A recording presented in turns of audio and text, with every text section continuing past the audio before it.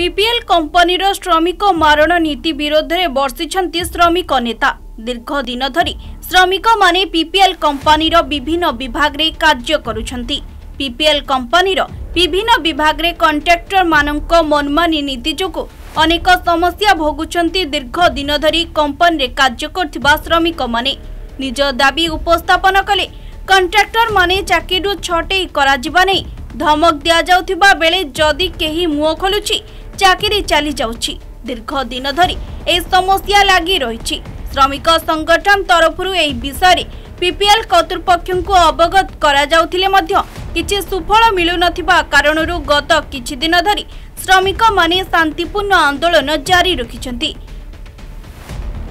एने Paradip नुआबजार ठाइथिबा FCI union परिसर रे एक सांबादिक सम्मेलन रे निज विवृत्ति रखिछंती श्रमिक नेता। पूर्वरु एफसीआई यूनियन रो सभापति घनश्याम जेना द्वारा श्रमिक मानक न्याय्य दाबी को नै एक 37 दफा संबलित दाबीपत्र प्रदान करे जिबा बेले खूब शीघ्र एही दाबी गुडी को समाधान करिबा पई कंपनी कर्तृपक्ष को अवगत कराइथिले। तेबे दीर्घ दिन पर्यंत एही दाबी गुडी प्रति कंपनी कर्तृपक्ष अवहेला प्रदर्शन करिबारु दीर्घ 18 दिन धरी कंपनी रे कार्यरत श्रमिक माने शांतिपूर्ण आंदोलन चलाइछंती। आगामी दिन रे जदि कंपनी कर्तृपक्ष श्रमिक मानक न्याय्य दाबी गुडी को समाधान करिबारे अवहेला प्रदर्शन करंती तेबे श्रमिक माने निज निजर पिला छुआंकु नै आंदोलनात्मक कार्यपंथा आपणैबाकु बाध्य हेबे बोली श्रमिक नेता प्रेसमिट रे विवृत्ति रखिबा सहित एथिपाई किछि अप्रीतिकर परिस्थिति सृष्टि हेले सेथिपाई कंपनी कर्तृपक्ष दायी रहिबा नै श्रमिक नेता प्रकाश करिसेंती।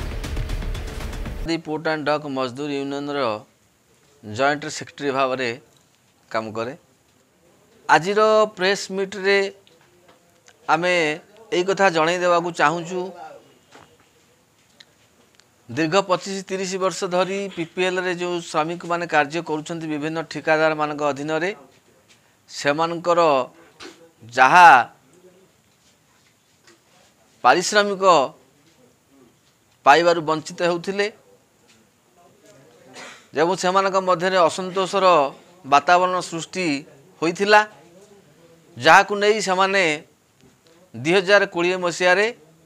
सर्वभारतीय श्रमिक नेता घनश्याम जेना नेतृत्व में परिचालित पारादीप पोर्ट एंड डक मजदूर यूनियन सभ्य अंतर्भुक्त हेले। सेमानकर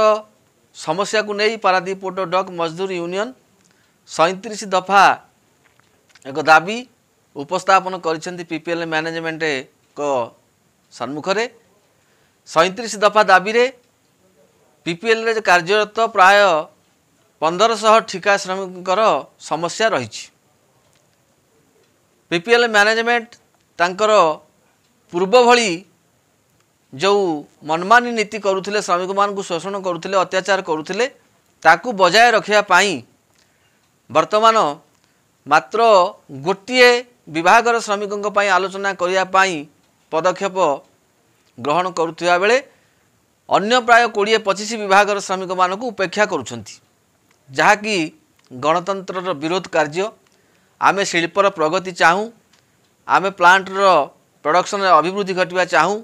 राज्य सरकारंकर जनसाधारणकर उन्नति हवा चाहूँ, किंतु सेथिरे जो शांति श्रृंखलार सहित आम आगू को जावाक चाहूँ से अंतराय सृष्टि करुछंती पीपीएल मैनेजमेंट। तेणु factory act 1948 contract labour regulation and abolition act अनुसार फैक्ट्री भितरे जेते श्रमिक काम करुछंती समस्तक पाई किछि दायित्व रही प्रिंसिपल एम्प्लॉयर मानकर साकू उपेक्षा करी विभिन्न प्रकार जुक्ति बाढ़ी श्रमिक मानकर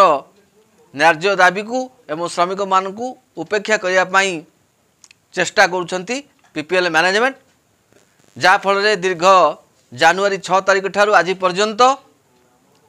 श्रमिक कर्मी माने आंदोलन रे अछंती। स्लोगान होउची, नाराबाजी होउची, आंदोलन चालू रही। जो समस्या अच्छी पीपीएल रे दीर्घ 30-25 वर्ष धरी काम करथिले मध्य सेमानकर न्याय्य प्राप्य से पाउनाहांती। से 2020 मसीह पारादीप पोर्ट एंड डक मजदूर यूनियन रे मेंबर होते। आमर जे प्रेसिडेंट जीएस जेना साहेब से एक चिठी देइथिले 37 दफा दाबी एमानकर खूब कम दिन भितर या मीटिंग डाकिक यार समाधान करा जाऊ जहाँफल कि लोक मैंने बहुत ईएल छुट्टी डेजिनेसन हिसाब से स्किल हिसाब से पैसा ये सब जिन वंचित होती मन इच्छा चाकरी जी कहूँ बाहर कर दि जाऊँगी यही सबू समाधान आम एक डिमांड देइथलु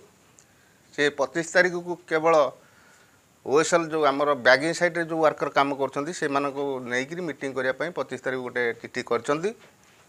तेणु अदर जो आउ 30-35 कंट्राक्टर रहिले से सागर बसापी सी मना कर तेणु आम अनुरोध करुचु पीपीएल मैनेजमेंट को प्रथमे जेहेतु पीपीएल हूँ श्रमिक एवं कंट्राक्टर मानकर मालिक जेहेतु आम से काम करुचे आम कहूँ जे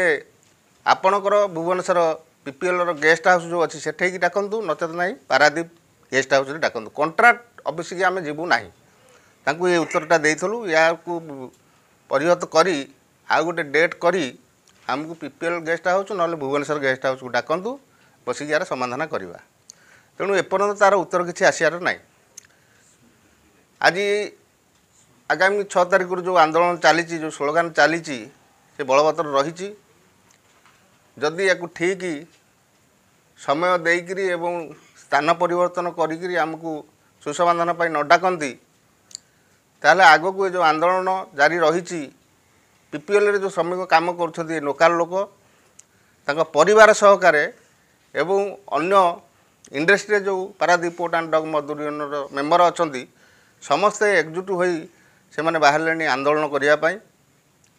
कहीं ना ये जो 25-30 वर्ष है न्याय प्राप्य पाऊना आज से रेलवे साइड रे इफको जो पैसा दौर से बस्ता बोक से बहुत कम पैसा पाँच जहाँफल कि तांकर परिवार पोषण हो पारु नाही तेणु ए सबुर समाधान जदि खूब कम दिन भितर न हुए ताहले जदि किसी असुविधा हुए किसी आंदोलन विभ्रांत पीपीएल किसी हुए से यूनियन दायी रही पीपीएल मैनेजमेंट दायी रही। Paradip Biraja Prasad Tripathi report connect news.